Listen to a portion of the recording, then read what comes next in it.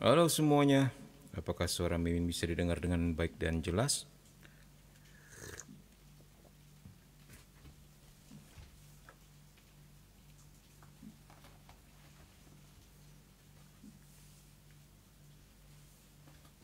Agak gelap ya, sementara kita tambah lampunya.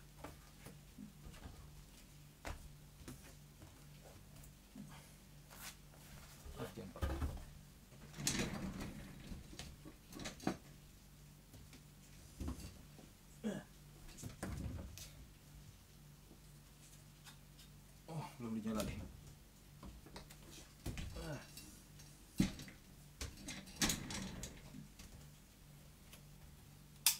Ya,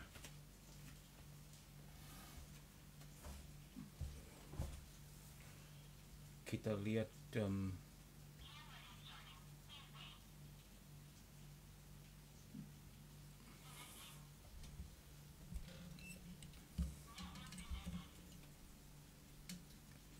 kita lagi nunggu suara musiknya ya.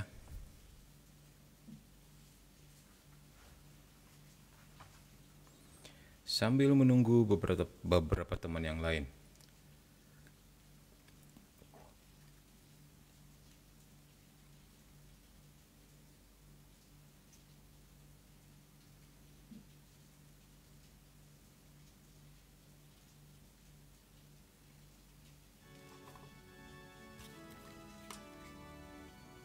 Oke, bagaimana? Apakah suara musiknya oke?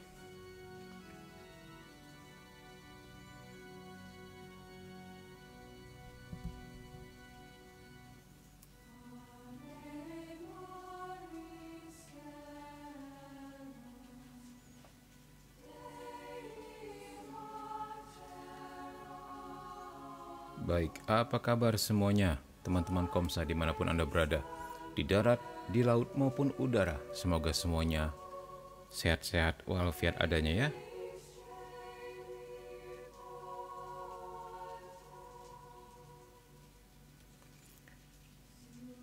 Baik, sebelum kita memulai, kita doa terlebih dahulu. Dalam nama Bapa dan Putra dan Roh Kudus. Amin. Ya Bapa Surgawi, terima kasih atas malam berrahmat ini, di mana kami boleh Kau undang untuk hadir pada live pendalaman iman dari Katekismus Gereja Katolik pada malam hari ini. Dan pada malam hari ini, kami sedang membahas Aku Percaya Akan Pengampunan Dosa. Biarlah kuasa-Mu menyertai kami, melindungi kami dari segala ketidaklancaran, dari segala gangguan apapun itu, baik dari diri kami sendiri maupun dari peperangan udara. Biarlah Engkau lindungi segala peralatan yang kami gunakan, semuanya dilancarkan untuk pewartaan, untuk kemuliaan nama-Mu. Bunda Maria, doakanlah kami. Santo Mikael, Malaikat Agung, berperanglah bagi kami. Para malaikat dan orang kudus Allah, berjaga-jagalah bersama kami. Biarlah apapun yang menjadi kehendak-Mu, rencana-Mu pada saat ini, pada malam hari ini, sungguh-sungguh tergenapi dalam diri kami melalui pewartaan ini. Biarlah ya Tuhan, dengan semakin mengenal-Mu, semakin kami mencintai-Mu. Kemuliaan kepada Bapa dan Putra dan Roh Kudus, seperti pada permulaan, sekarang, selalu, dan sepanjang segala abad. Amin. Dalam nama Bapa dan Putra dan Roh Kudus. Amin. Baik. Oke, baik. Min, malam ini kita membahas tentang apa? Malam ini kita membahas tentang Aku Percaya Akan Pengampunan Dosa. Kita ingat doa Aku Percaya. Aku percayakan Allah Bapa yang Maha Kuasa, Pencipta langit dan bumi, dan akan Yesus Kristus, Putranya yang tunggal Tuhan kita, yang dikandung dari Roh Kudus, dilahirkan oleh perawan Maria, yang menderita sengsara dalam pemerintahan Pontius Pilatus, disalibkan, wafat, dan dimakamkan, yang turun ke tempat penantian, pada hari ketiga bangkit dari antara orang mati, yang naik ke surga, duduk di sebelah kanan Allah Bapa yang Maha Kuasa. Dari situ Ia akan datang mengadili orang hidup dan mati. Kita sudah bahas itu semua kan di Katekismus ini juga, tapi di pertemuan-pertemuan sebelumnya. Nah, kemudian lanjutannya lah Aku Percayakan Roh Kudus, Gereja Katolik yang kudus, persekutuan para kudus, semua juga sudah kita bahas. Setelah itu apa? Pengampunan dosa. Nah, ini dia. pada malam hari ini kita telah tiba pada pembahasan tentang pengampunan dosa. Amin, amin.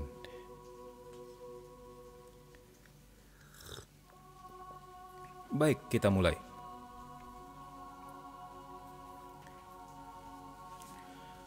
Aku percaya akan pengampunan dosa. Kita lihat kepada Katekismus Gereja Katolik, artikel 976.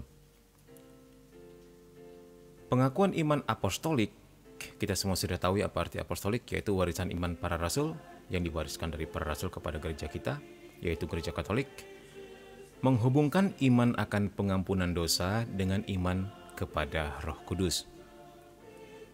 Ya, tetapi juga dengan pengakuan akan gereja dan persekutuan para kudus. Nah, jadi di sini ada iman akan pengampunan dosa berkaitan erat dengan iman kepada Roh Kudus. Juga adanya pengakuan akan gereja dan persekutuan para kudus. Jadi hal-hal seperti ini detail tidak boleh dilewatkan. Nah, nanti akan kita dalami berikutnya ya.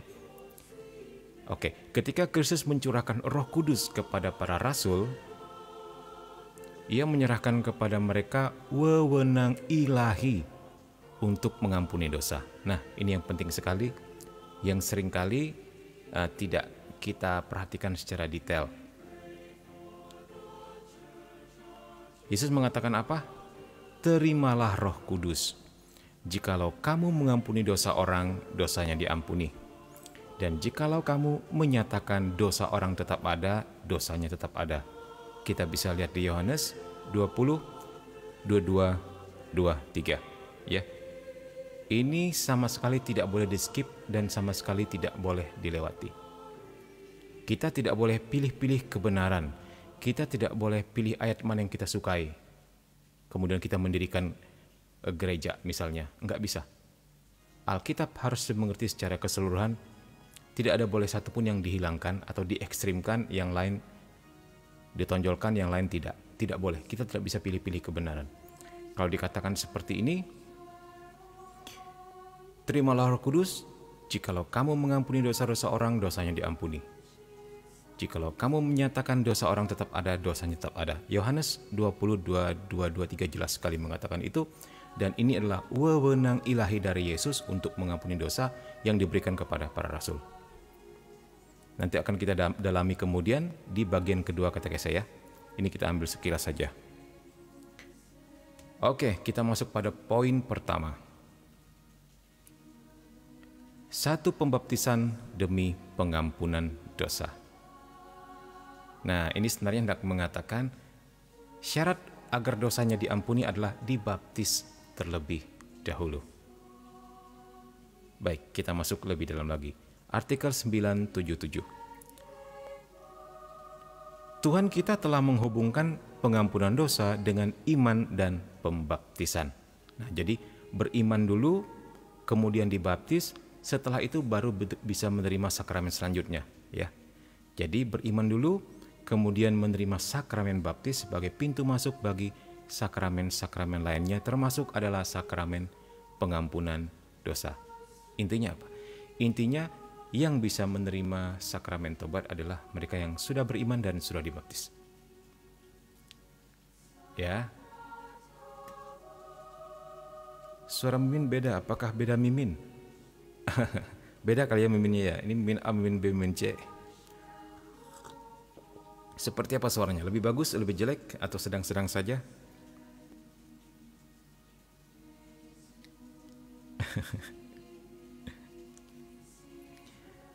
Nah, ini menarik. Suatu hari ada seorang bertanya kepada seorang pastor apologet, "Pastor, bagaimana kalau temanku seorang Protestan tapi ingin menerima sakramen tobat atau sakramen pengampunan dosa? Syaratnya seperti ini. Telah dibaptis, dia boleh menerima sakramen tobat kalau dia percaya." Nah, jadi sebenarnya saudara-saudara Protestan pun bisa menerima sakramen tobat ini kalau dia sudah dibaptis dengan iman Trinitas yang benar, yaitu Bapa, Putra, dan Roh Kudus, bukan iman oneness, bukan iman Trinitarian, bukan iman Arianisme dan lain, dan atau apalagi saksi Yehova, apalagi namanya itu apa sih, Mormon ya, dan sebagainya yang banyak sekali sampai 40.000 denominasi itu. Nah, untuk Katolik dibatasi sejauh dia berada di bawah payung PGI ya, Gereja Protestan di bawah payung PGI, sejauh dia telah dibaptis dengan iman yang seperti disebut tadi ya, Bapa, Putra, dan Roh Kudus, dan kemudian dia percaya akan sakramen tobat, maka boleh-boleh saja pastor yang bersangkutan memberikan sakramen tobat tersebut ya. Tapi memang tergantung lagi kepada pastornya ya. Pada prinsipnya seperti ini. Nah, kita lihat di sini Tuhan kita Yesus Kristus telah menghubungkan pengampunan dosa dengan iman dan pembaptisan ya, seperti yang sudah dijelaskan tadi. Pergilah ke seluruh dunia, beritakanlah Injil kepada segala makhluk. Siapa yang percaya dan dibaptis akan diselamatkan. Tetapi siapa yang tidak percaya akan dihukum. Nah, kalau kita lihat di Markus 16, 15, 16 ini, jelas sekali pembaptisan adalah sakramen pertama ya. Itu. Tapi nggak bisa dikasih absolusi ya untuk Kristen non-Katolik. Sebenarnya kalau dia sudah dibaptis dan dia percaya, nggak apa-apa juga, terima juga absolusinya, begitu loh. Sejauh dia percaya ya. Ingat syaratnya sebenarnya simple. Nih, sejauh sudah dibaptis dengan iman yang benar, iman Trinitas. Ya. Nah, nanti akan kita dalami lagi di sini ya. Mimin pengakuan dosa sama Romo, apa ganti-ganti Romo? Kalau pembimbing rohani sebaiknya orang yang sama, tapi kalau Romo pengakuan yang bukan pembimbing rohani itu nggak apa-apa, boleh beda-beda Romo. Tetapi seandainya kamu pingin bahwa pembimbing rohani kamu juga adalah Romo pengakuanmu, ya sebaiknya satu Romo. Begitu.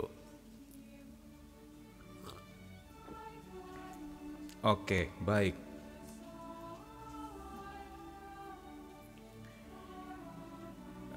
Dikatakan tadi kan, pembaptisan adalah sakramen pertama dan terpenting demi pengampunan dosa. Ingat itu ya. Oke, baik. Ia menyatukan kita dengan Kristus yang telah wafat untuk dosa kita dan yang telah dibangkitkan demi pembenaran kita. Ya, jadi karena dibaptis kita bisa bersatu dengan Kristus yang telah wafat dan telah bangkit demi pembenaran kita. Apa maksudnya pembenaran? Ya sebenarnya kita ini orang berdosa, enggak bakal selamat, tapi dibenarkan karena penebusan Kristus, gitu loh. Jadi diluruskanlah begitu ya, dilurus-luruskan oleh Kristus, dibela-bela Kristus lah begitu, karena dia telah mati untuk kita. Jadi kita dibenarkan supaya kita hidup sebagai manusia yang baru. Ya ini dia. Dalam nama Yesus, amin, amin. Min, gimana tenangin diri saat sebelum melakukan dosa, Min? Ya, kenapa grogi ya? Groginya di mana? Justru harusnya happy, karena kita menerima kerahiman Tuhan. Harusnya happy itu, nggak boleh grogi. Disikapi secara demikian, karena kita mau menerima sakramen, yaitu mau menerima kerahiman Tuhan, membasuh dosa-dosa kita ya. Kita hidup dikatakan di sini apa? Oke, kita lanjut. Tadi sudah selesai ya. Next,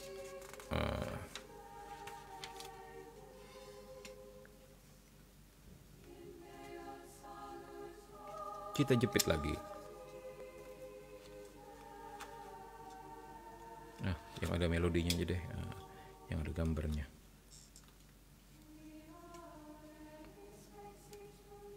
Kepotong gak sih?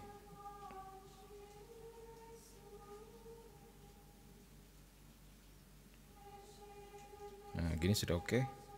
Agak kepotong dikit ya. Mungkin kurang turun.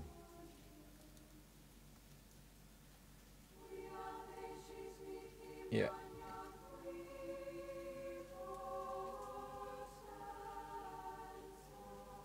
Oke, kita lanjut.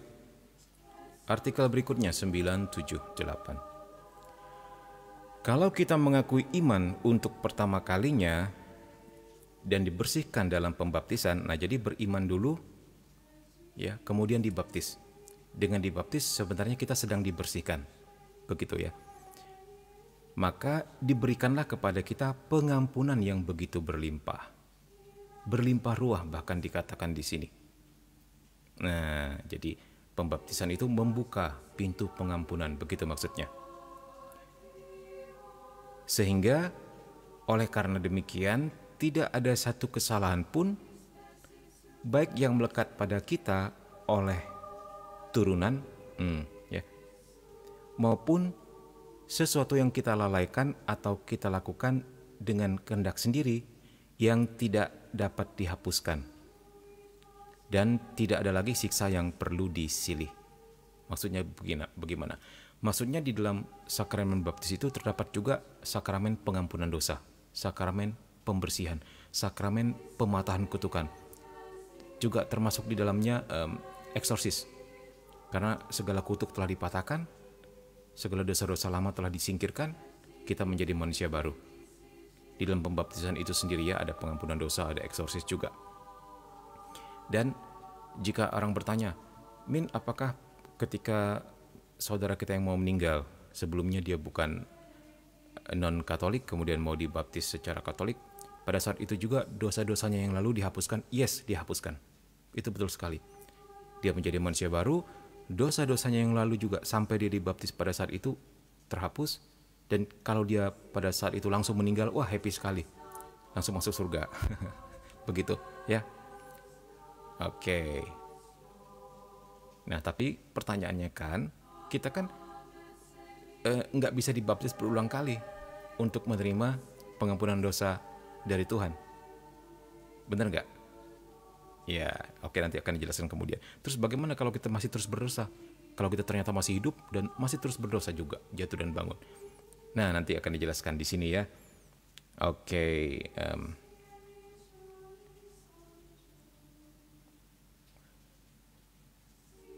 Namun orang tidak dibebaskan dari semua kelemahan kodrat oleh rahmat pembaptisan. Maksudnya begini.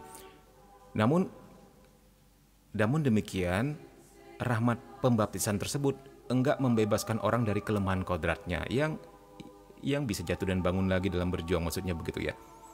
Setiap orang harus berjuang melawan rangsangan hawa nafsu yang tanpa henti-hentinya mengajak kita untuk berbuat dosa.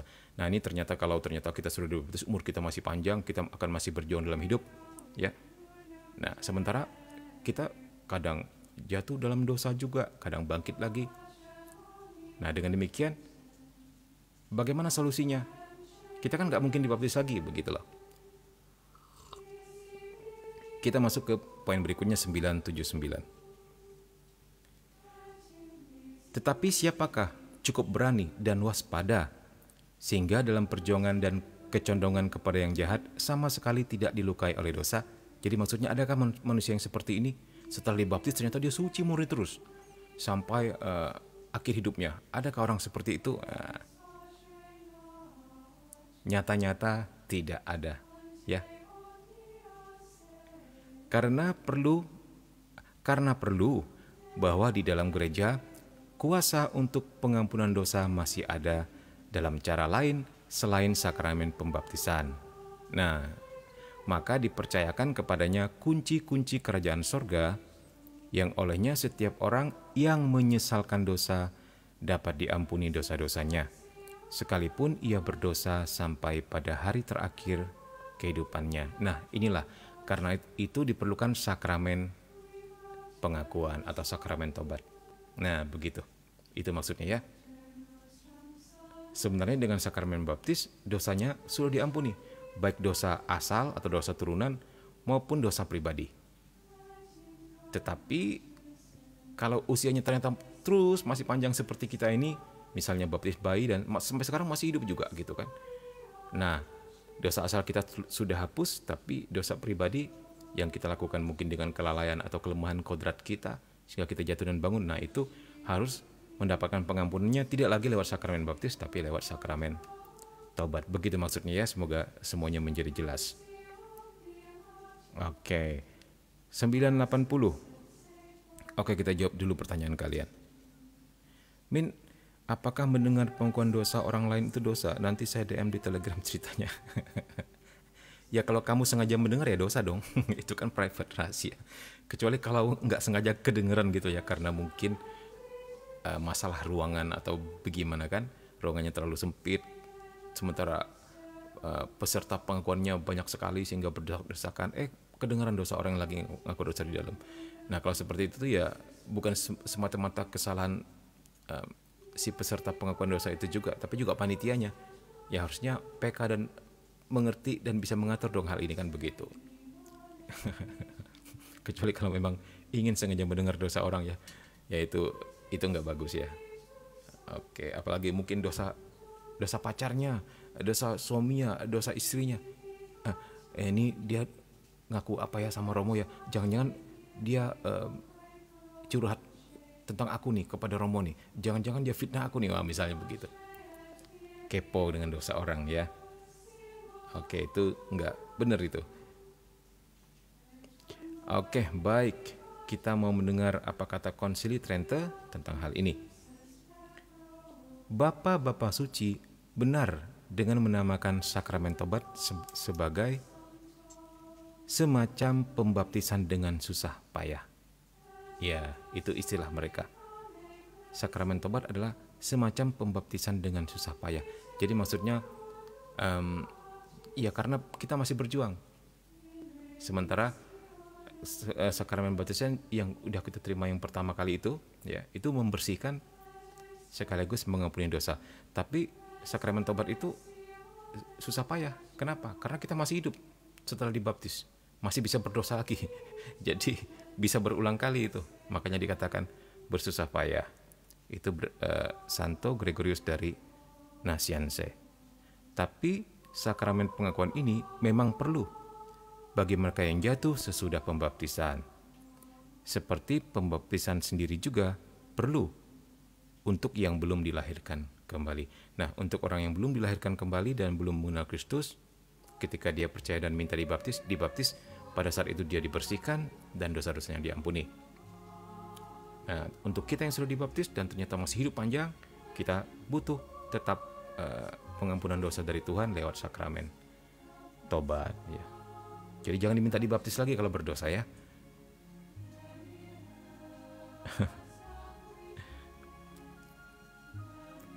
Kan ini pengakuan dosa. Kalau pengakuan kelemahan itu bilangnya gimana, Min? Ya sejauh kelemahan itu ternyata membuat kita berdosa ya.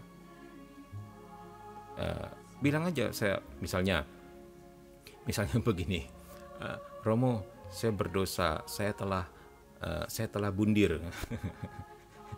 Mimin jangan menyebutnya secara brutal, nanti di ban oleh TikTok. Romo, saya telah berdosa karena saya bundir. Ya, puji Tuhan ternyata kamu masih hidup gitu kan. Jadi gagal bundirnya. Nah, saya bundir ini karena ini si Romo, bukan karena kesalahan saya. Nah, itu nggak benar. Karenanya itu nggak benar. Ya kamu bundir aja gitu loh. Yang diakukan ya bundirnya, bukan karenanya. Jadi jangan curhat juga di ruang pengakuan dosa, kecuali kalau dia adalah pembimbing rohanimu ya. It's okay kalau dia pembimbing rohanimu. Tapi seandainya di tempat umum dan ramai, misalnya mau Natal, mau Paskah itu kan banyak dan antri begitu ya. Udah, itu jangan curhat, lakukan dosa kita aja, jangan dosa tetangga kita, jangan dosa suami atau istri kita, jangan dosa pacar kita, jangan dosa emak bapak kita, jangan. Ya jadi nggak perlu curhat di situ. Gitu. Jadi seandainya kelemahanmu ternyata membuat kamu jatuh dalam dosa, ya dosanya aja yang disebut. Ya. Oke, baik. Sampai di mana tadi? Kekuasaan kunci. Apa yang dimaksud dengan kekuasaan kunci ini? Baik.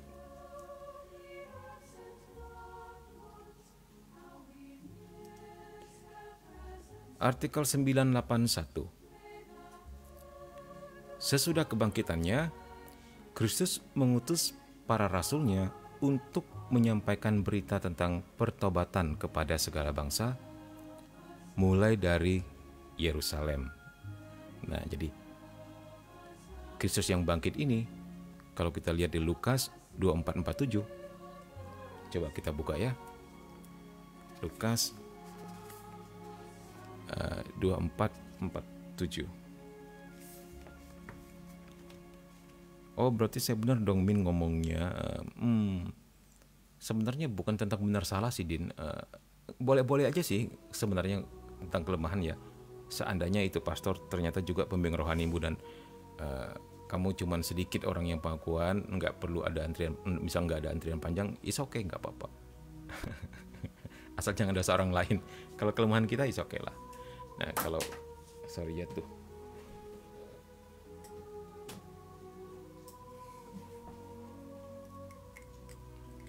Asal jangan kelemahan orang lain. Nah itu kalau pastor pengakuan dosanya juga ternyata adalah seorang pembimbing rohanimu, ya nggak apa-apa sih. Ceritakan tentang kelemahan juga supaya the next dia bisa itu antisipasi atau memberi solusi untuk kelemahan itu juga gitu. Oke. Karena itu para rasul dan para penggantinya melaksanakan pelayanan pendamaian. Kalau kita lihat di sini ya. Bentar. Kita tarik dulu.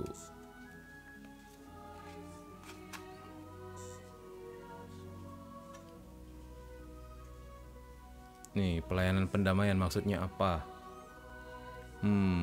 Kita lihat kepada 2 Korintus 5:18.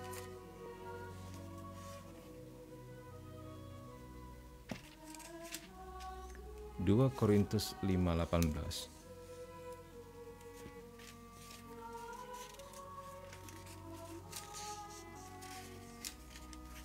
Duh, di meja mimin banyak kabel jadi agak susah menghindar.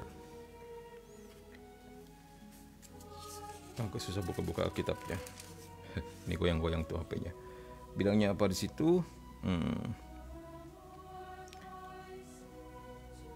Dan semuanya ini dari Allah yang dengan perantaran Kristus telah mendamaikan kita dengan dirinya dan yang telah mempercayakan pelayanan pendamaian itu kepada kami. Nah, ini yang dimaksud dengan pelayanan pendamaian. Jadi menerima pengakuan dosa orang, mendamaikan manusia dengan Allah. Ya. Jadi pada satu pihak mereka mewartakan kepada manusia pengampunan oleh Allah yang telah diperoleh Kristus bagi kita dan menghimbau untuk bertobat dan beriman. Begitu. Tapi di lain pihak mereka sungguh menyampaikan pengampunan dosa melalui pembaptisan dan mendamaikan orang dengan Allah tersebut yang adalah sakramen pengampunan, sakramen tobat. Dan dengan gereja, ya, mendamaikan orang dengan Allah dan dengan gereja berkat kuasa kunci yang diterimanya dari Kristus. Yang tadi Yohanes berapa masih ingat? Yohanes 20:22-23.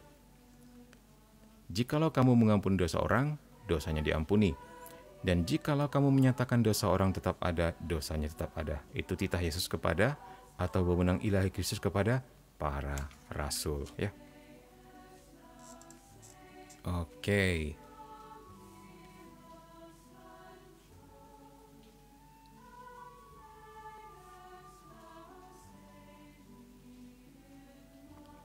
Kadang Romo juga ngajak ngobrol supaya bisa tahu penyebab kita berdosa. Pengalaman saya begitu. Nah, kalau Romonya yang ngajak ngobrol, wah boleh tuh cerita, nggak apa-apa. Berarti Romonya nggak keberatan waktunya bisa panjang. Atau mungkin memang dia sudah spare waktu untuk itu. Nggak apa-apa, ya. It's good, malah happy kalau bisa seperti itu kan. Jadi bisa jadi Romonya jadi pembimbing rohani juga begitu. Tapi tetap lihat situasi ya. Situasi ramai antrian panjang jangan jangan curhat. Tapi Mimin rasa juga kalau Romonya tahu antriannya panjang, pasti dia juga nggak akan ngajak ngobrol juga. Ya, karena dia sendiri pasti kecapean.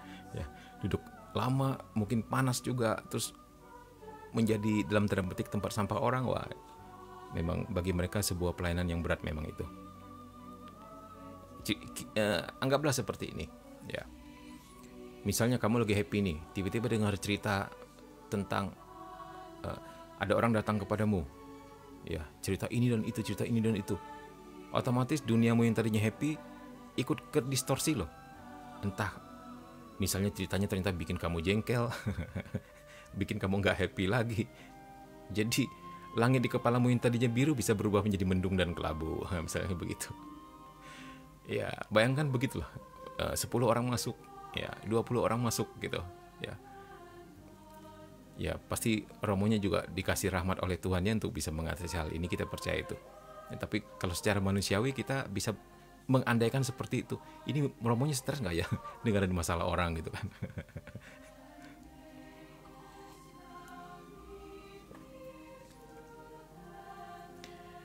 Oke, baik. Tapi memang benar sih ya, lepas apakah itu pengakuan dosa atau bukan. Misalnya kamu punya masalah, terus kamu cerita sama orang atau sama temen,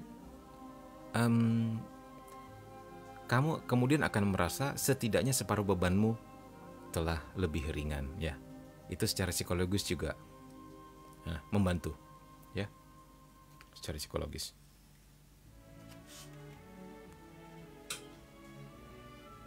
Oke, baik. Kita lihat di tulisan daripada Santo Agustinus ya.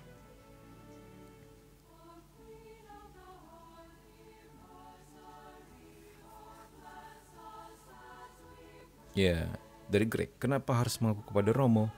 Kenapa nggak terus kepada Tuhan saja? Selalu non-Katolik tanya. Ya nggak apa-apa kalau mereka ingin aku kepada Tuhan ya. Sementara kita Katolik, beginilah ajarannya. Sesuai dengan Yohanes, berapa tadi?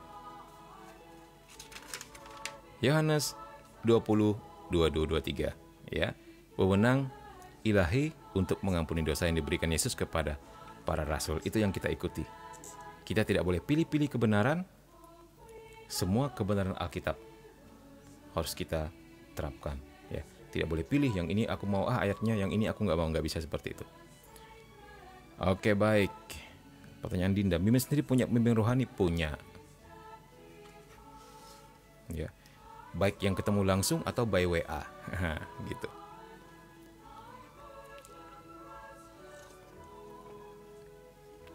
Mimin bahkan punya 2 monsinyur yang bimbing Mimin.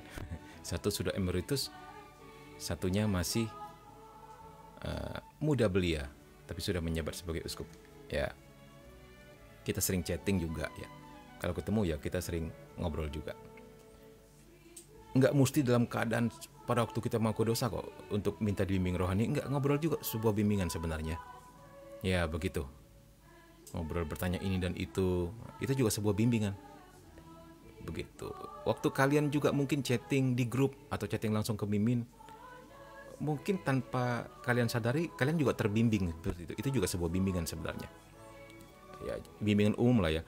Bimbingan khusus tuh pasti juga dibutuhkan, terutama untuk jiwa-jiwa yang serius, untuk lebih menyelami lagi kehendak Tuhan dalam hidupnya. Itu baik kalau punya pembimbing yang offline, bukan yang melulu online, begitu maksudnya. Oke.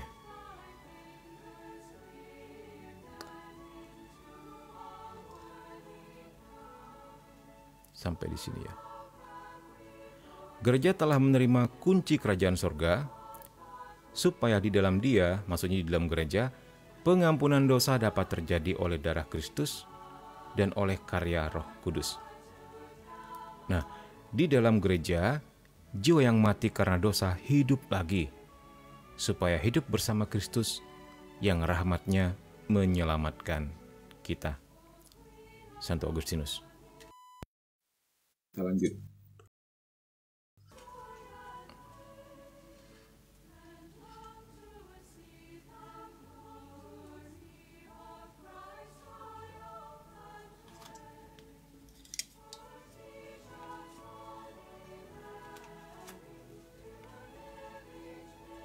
Oke.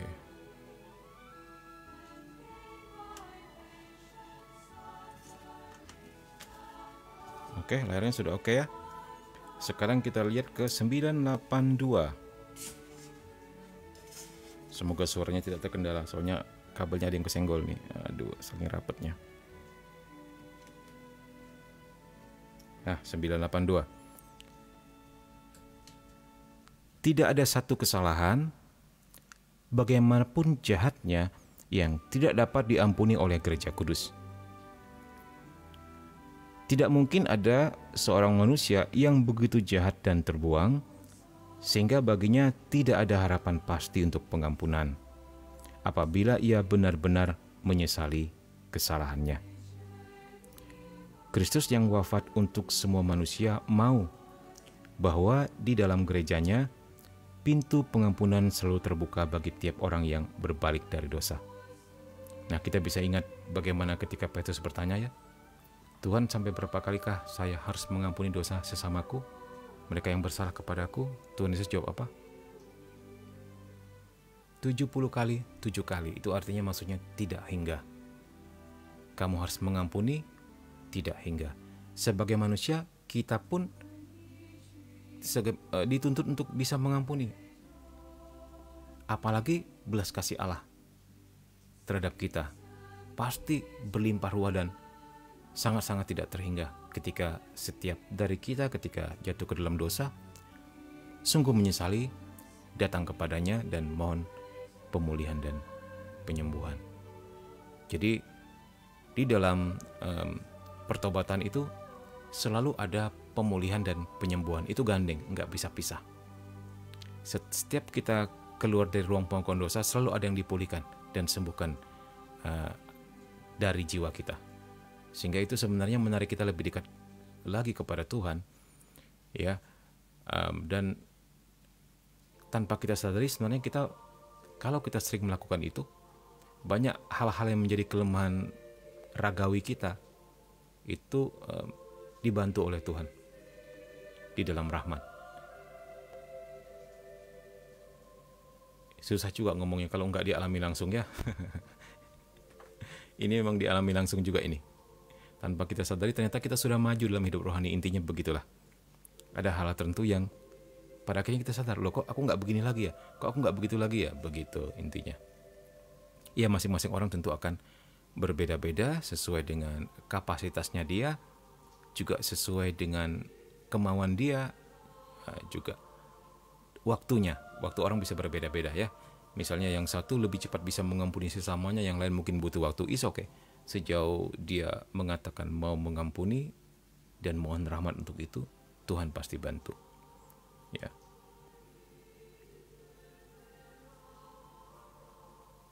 Sebentar ya, ambil minum dulu.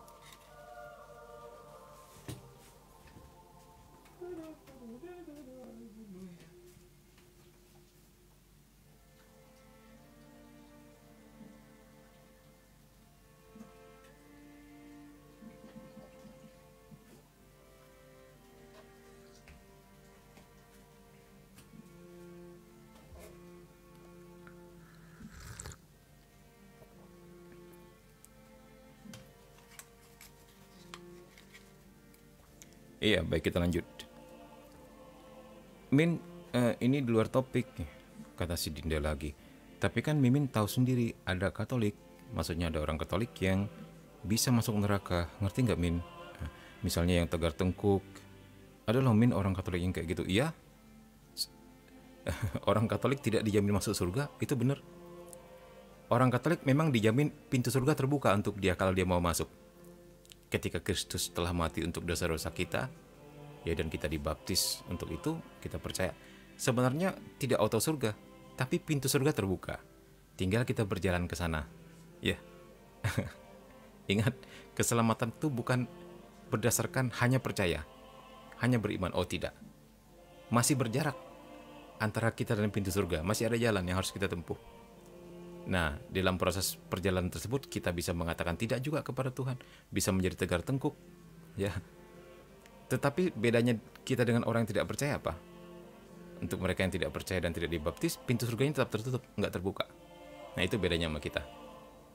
Pintu surga bagi kita telah dibukakan, kita tinggal jalan dan masuk sebenarnya.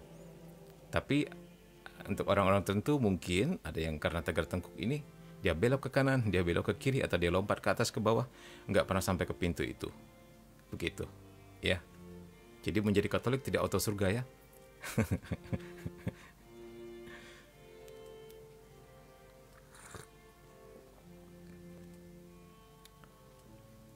Ya benar Min, kalau di dalam gereja tiada pengampunan maka sia-sia saja gereja didirikan, benar.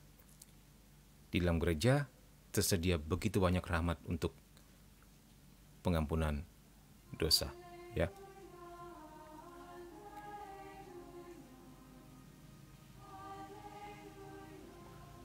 Nah, Kristus yang wafat untuk semua manusia mau bahwa di dalam gerejanya pintu pengampunan selalu terbuka. Oke, sudah tadi ya. 983. Katekese harus berusaha membangkitkan dan mempertahankan dalam diri umat beriman iman kepada anugerah yang tidak ternilai ini. Maksudnya iman untuk percaya akan pengampunan dosa. Begitu ya, yang telah diberikan oleh Kristus yang bangkit kepada gerejanya. Tugas dan kuasa untuk benar-benar mengampuni dosa-dosa melalui pelayan para rasul dan para penggantinya. Itu warisan Kristus itu sendiri, di mana dia menyediakan di dalam gerejanya sakramen pengampunan dosa. Nah, kita lihat satu persatu ya. Menurut Santo Ambrosius, nah ini menurut para bapak-bapak gereja, Tuhan menghendaki bahwa murid-muridnya memiliki kuasa besar. Ia menghendaki agar pelayan-pelayannya yang hina itu atas namanya melaksanakan apa saja yang telah ia lakukan sewaktu ia hidup di dunia. Nah, kita lihat juga daripada Santo Yohanes Chrysostomus. Chrysostomus itu artinya mulut emas. Nah, Santo ini terkenal dengan khotbahnya yang luar biasa. Para imam telah menerima kuasa yang Allah tidak berikan baik kepada para malaikat maupun kepada para malaikat agung, yaitu sakramen taubat tersebut ya. Tuhan mengukuhkan di atas sana maksudnya di surga, segala sesuatu yang para imam lakukan di atas dunia ini, di bumi ini. Nah, jadi ini sakramen tobat ini sebenarnya rahmat yang besar sekali. Bahkan para malaikat tidak menerimanya. Para malaikat mau sesuci apapun, dia nggak bisa mengampuni dosa kita. Ya, luar biasa nggak itu?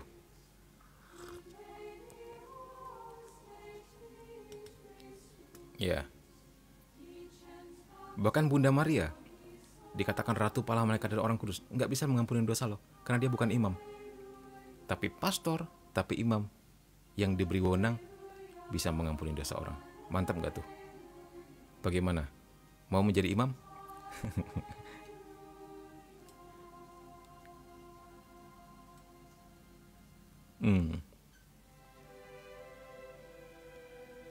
Kak, kalau kita didatangin Yesus di mimpi waktu down itu apa ya artinya? Waktu kamu lagi down begitu ya? Iya, coba dilihat kembali. Salah satunya sih Mimin berpikir mungkin Tuhan memang sedang mau bantu kamu ya. Mungkin kamu nggak sadar kamu juga sedang berdoa. Nah, atau mungkin doa juga sudah menjadi kebiasaanmu sehingga kamu nggak sadar bahwa kamu sebenarnya sedang mengatakan Tuhan tolong saya. Nah, Tuhan Yesus bisa datang untuk membantumu. Bisa jadi hal seperti ini. Itu kita imani bahwa Tuhan pasti akan tolong. Kita amini ya. Dalam nama Yesus terjadilah. Amin.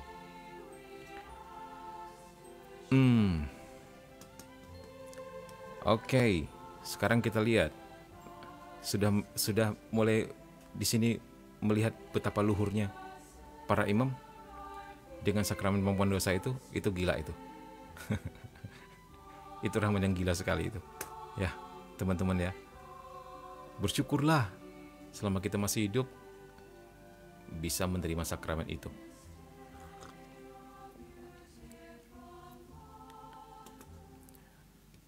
Nah, ini tadi yang dikatakan. Seandainya di dalam gereja tidak ada pengampunan dosa, maka tidak ada harapan atas kehidupan abadi dan pembebasan abadi. Berterima kasihlah kita kepada Allah yang memberikan anugerah yang demikian itu kepada gerejanya. Santo Augustinus. Yes. Bagi kita ini sebuah kepastian, ya.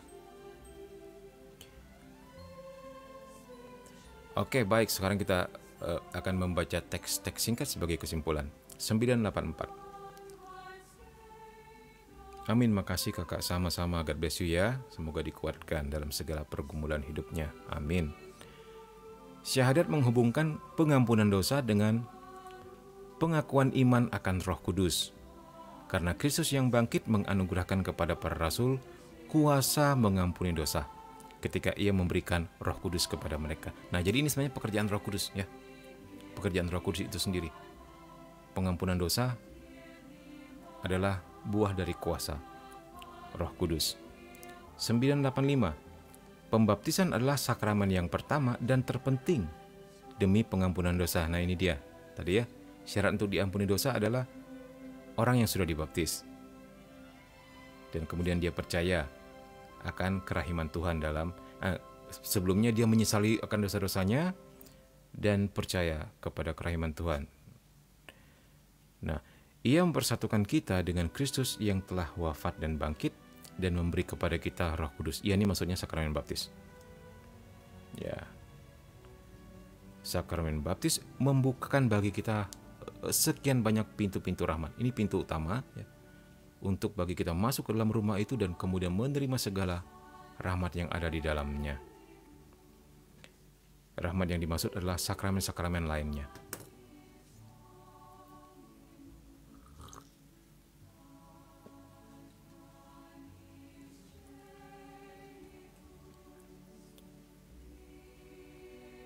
Kak, saya sering mimpi dikejar-kejar orang jahat tapi selalu lolos. Itu kira-kira kenapa ya? Dikejar-kejar orang jahat. Kenapa ya? Kalau dulu Mimin begini. Sering mimpi terlambat sekolah, padahal udah gede loh. Masih mimpi masih kecil terlambat sekolah. Atau telat datang, ketinggalan pesawat misalnya, atau ketinggalan kereta apalagi ya. Mimpi seperti ini. Ternyata begitu Mimin flashback, oh ternyata tugas tesis belum diselesaikan padahal sudah hampir deadline. Harus seperti ini. Coba dicek. Itu sebenarnya menceritakan kecemasan kehidupan kita di dunia real. Coba dilihat ya apa. Kalau dikejar orang jahat kira-kira apa ya? Mungkin kamu yang paling tahu.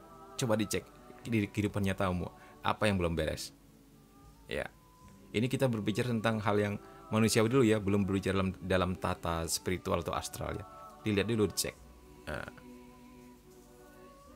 Tapi menurut Mimin sih masih dalam taraf normal sih, kecuali kalau kamu mimpi buruk ketemu melihat setan, melihat hantu dan itu konsisten terus-menerus. Nah, itu bisa jadi pekerjaan daripada intervensi kuasa gelap. Bisa jadi ya, apakah karena jimat atau dikerjain orang. Ya. Min, saya bingung setelah pengakuan dosa, terus doa penitensi, terus ngapain lagi Min? Setelah penitensi selesai ya hidup baik, mengatasi segala yang telah diakukan tadi. Misalnya dosa apa sih?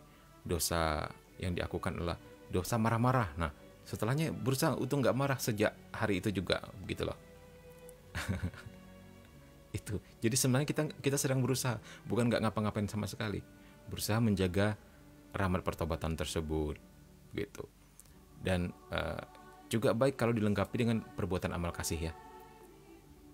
Contoh yang sederhana misalnya kita memberi uang parkir dikasih lebih deh. Nah, itu juga beramal, hal yang sangat sederhana misalnya. Atau kalau ada rezeki bisa pergi ke panti asuhan atau panti jompo misalnya, atau merayakan ulang tahun di sana di panti asuhan tersebut, di panti-panti dengan teman-teman sambil ngajak mereka berbagi juga, atau menyumbang dana buat pembangunan gereja dan sebagainya. Itu berbuat amal kasih, karena kitab suci mengatakan perbuatan kasih menutupi banyak dosa.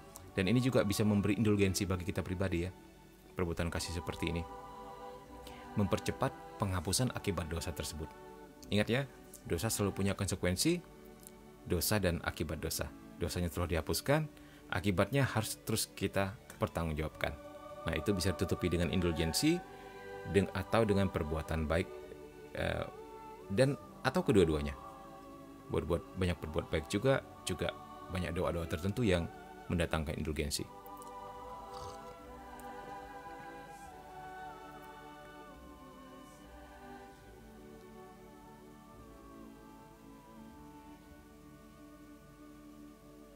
Saya biasanya langsung pulang, tapi Advent kemarin ada umat yang nggak pulang.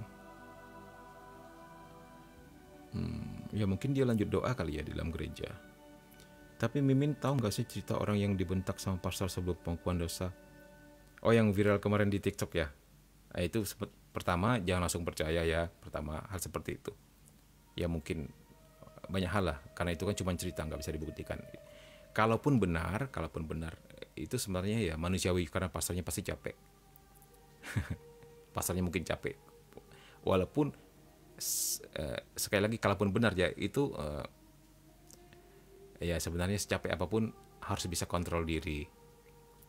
Begitulah ya. Nama pastor juga manusia. Kalaupun benar ya bagi Mimin ada salahnya juga. Isi pastornya Mimin nggak bela membabi buta, enggak, kita pakai logika aja ya. Namanya pelayan Tuhan, walaupun capek-capek tetap harus bisa kontrol. Itu kalau benar ya. Kisahnya gitu ya. Ini kayak Mimin bersama tim setiap akan pelayanan ke pedalaman, kita pasti tahu kita tidak akan ketemu makanan terbaik, tempat tidur terbaik ya. Terserah orang mau simpan di mana, terserah orang mau kasih makan apa, kita nggak boleh ngeluh. Terus kita tidur sama siapa, nggak boleh ngeluh. Kita datang untuk melayani, bukan untuk dilayani. Itu harus ditekankan di antara tim. Sehingga nanti ketika yang satu disimpan di kamar ini, yang satu di kamar itu teriak, kenapa kamu di sini, kenapa saya di situ, itu benar-benar tidak baik. Di antara tim boleh ngomong seperti itu nggak baik. Itu jadi batu sandungan beneran. Kita pelayan Tuhan kok. Kita datang untuk melayani, bukan untuk dilayani. Itu benar-benar Mimin tekankan di antara tim. Dan sekiranya ketangkep 1-2 orang seperti itu, enggak akan Mimin ajak lagi pelayanan. Benar. Itu jadi batu sandungan benar. Ya, begitu.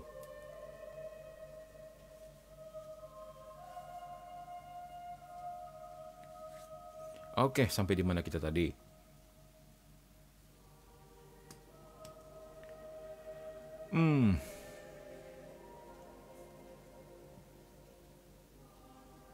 Capek jadi pastor, di sekeliling dia semua vibe negatif.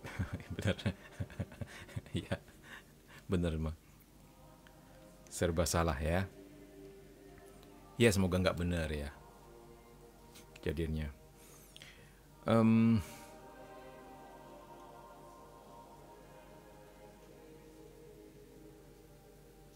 Poin 986. Oh, 985. Pembaptisan adalah sakramen yang pertama dan terpenting demi pengampunan dosa. Ia mempersatukan kita dengan Kristus yang telah wafat dan bangkit dan memberi kita kepada Roh Kudus. Oke, sudah tadi. 986. Sesuai dengan kehendak Kristus, gereja memiliki kuasa untuk mengampuni dosa orang-orang yang telah dibaptis. Nah, ini dia. Ya. Biasanya gereja melaksanakan kuasa ini dengan perantaraan para uskup dan para imam dalam sakramen pengakuan. Nah, ini dia. Ya. Oke. Nah, itu ada yang jawab itu. Yang dibentak kelihatannya dia nggak melakukan persiapan pengakuan dosa dengan baik, terlambat dan nggak boleh. Oh gitu ya. Ya, Min nggak begitu tahu ceritanya seperti apa. Ya. Ya. Nggak begitu tahu ya ceritanya seperti apa.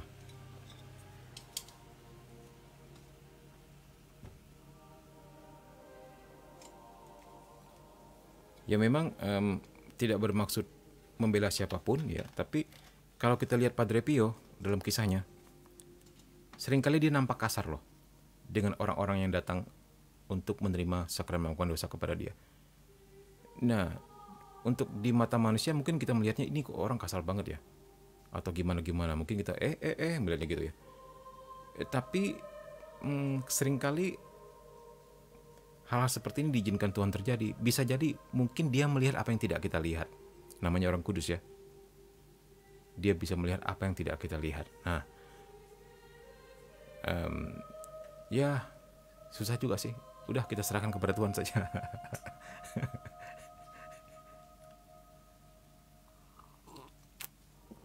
Anggaplah seperti itu ya. Ya, untuk si umatnya yang digituin sebenarnya juga nggak perlu cerita bagaimana juga ya. Disimpan sendiri saja. Itu sebenarnya begitulah, nggak perlu diceritakan juga. Atau kalau dia mau konsultasikan ya boleh menghadap romonya minta maaf, kan begitu. Diselesaikan juga gitu secara man to man. Nah, begitulah. Masa dibentak romo aja sakit hati, introspeksi saja dulu lah. Iya benar juga sih. Ya. Oke, baik.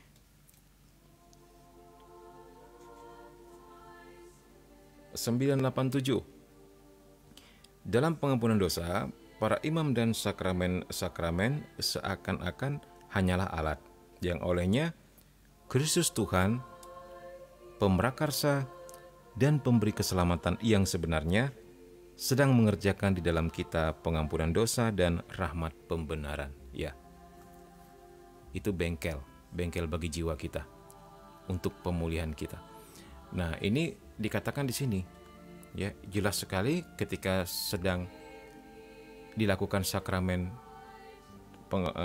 itu, ya sakramen tobat tersebut atau pengampunan dosa, imam bertindak sebagai in persona Christi, dalam pribadi Kristus. Ya, di sini jelas sekali sedang melaksanakan pekerjaan Kristus sendiri. Jadi mereka sebagai alat saja.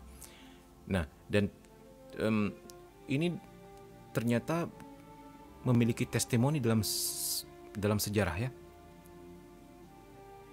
Kita bisa melihat di kisah Padre Pio atau Santo Yohanes Maria Vianney.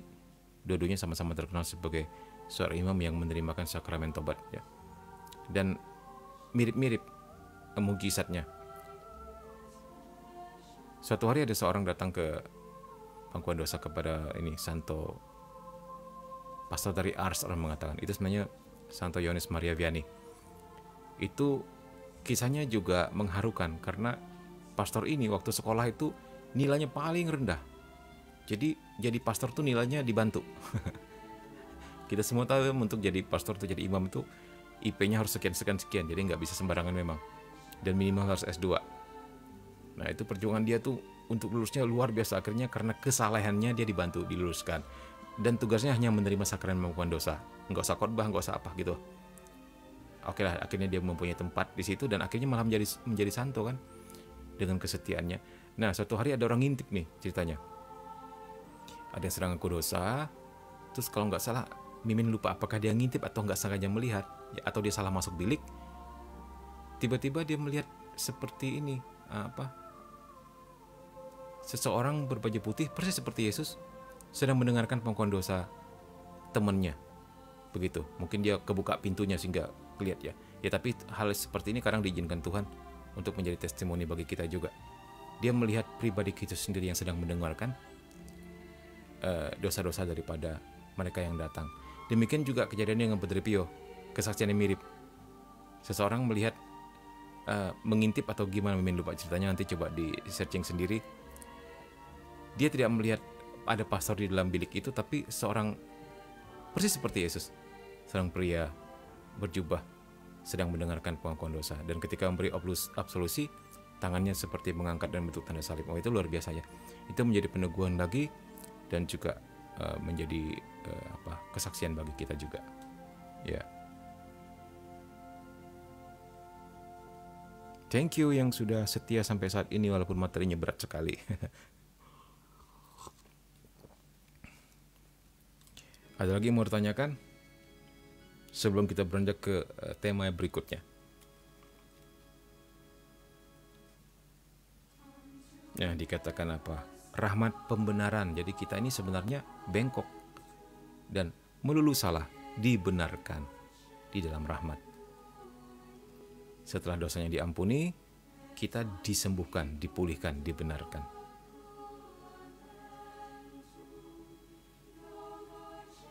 Ya, Min, aku pernah mengalami itu. Maksudnya mengalami apa? Vision ya, penampakan ya.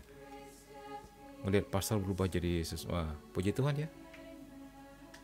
Bersyukurlah kepada Tuhan kalau kamu mengalami pengalaman rohani ini. Itu namanya in persona Christi.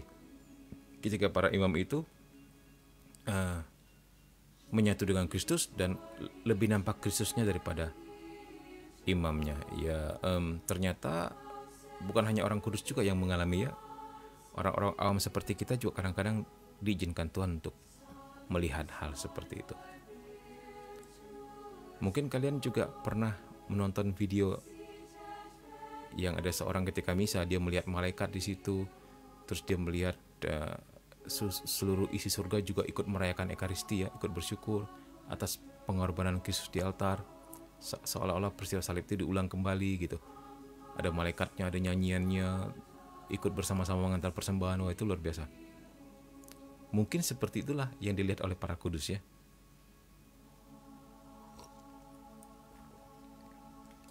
Vision itu apa, Min? Vision itu penampakan. Kalau visioner, seorang yang menerima penampakan. Tulisannya vision, bahasa Inggris.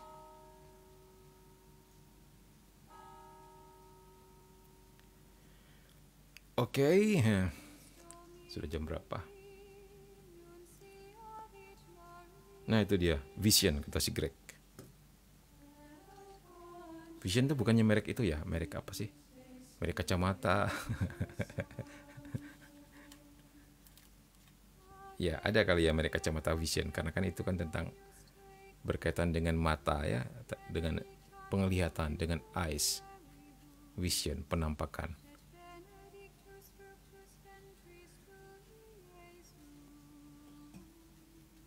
Mantap ya, puji Tuhan untuk mereka semua yang berada dalam gereja Katolik. Ya, ini sebuah anugerah yang tidak terkira bagi kita. Baik, kita lanjutkan dengan tema berikutnya. Kalau tadi aku percayakan pengampunan dosa, aku percayakan kebangkitan badan. Aku percayakan pengampunan dosa, kemudian kebangkitan badan. Nah, ini dia. Kita masuk pada poin ini.